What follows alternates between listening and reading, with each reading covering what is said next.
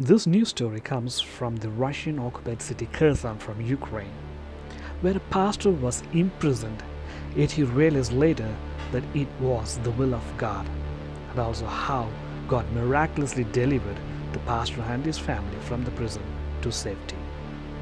After 6 months in occupied Kherson, Pastor Alexander escaped the city with his wife and 10 children. When the Russians took over, we weren't sure what to do, but we decided to continue with our church services. Russian forces, on the lookout for so-called Nazis, searched his house several times. On September 6th, they arrested him in front of his wife and children.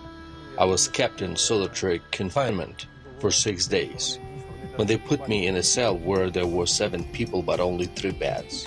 During interrogation, the Russians tried to prove he was a Nazi, ironically because of an English Bible in his office. Pastor Alexander was more worried about photos on his phone. Many Americans donated to help with the construction of our church. He accused me of being an American agent. He was just looking for a reason to keep me. On my phone, there was a lot of evidence of my cooperation volunteering with the Army. So that became my prayer that they would not even see my phone, and Lord closed their eyes to it. Between interrogations, he shared his faith with his cellmates. My wife had managed to slip me a small Bible. So with that I started witnessing to the other men and myself were there together for another 10 days. But the 7th day, they had all made Jesus Christ the Lord. That was when I finally realized why I was there. Alexander had no idea if he would ever see his family again.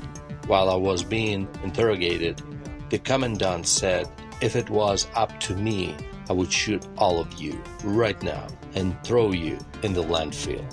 They hate Ukrainians so much. They cannot even stand to hear the word Ukraine. Then, after 15 days of captivity, a miracle happened.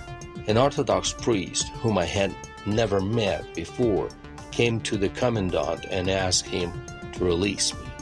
And he agreed on one condition, that he could keep my car. So at the church there was still a minivan, and we put all my family into it, along with the injured neighbor, and we headed toward the front lines. Their ordeal wasn't over. It took 4 days and lots of prayer to get through all the checkpoints to reach friendly lines. I saw such joy in my children's eyes. Pastor Alexander and his family are now staying here in Kyiv and working with the local church while they pray for God's direction about when they should go home. But as Ukrainian forces move closer and closer to the city of Kherson, that day could come sooner rather than later.